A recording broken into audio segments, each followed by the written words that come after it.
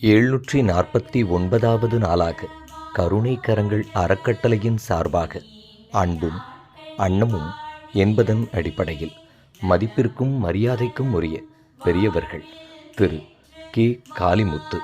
திருமதி கே கவிதாமணி தம்பதியரின் அன்பு திருமகன் இன்று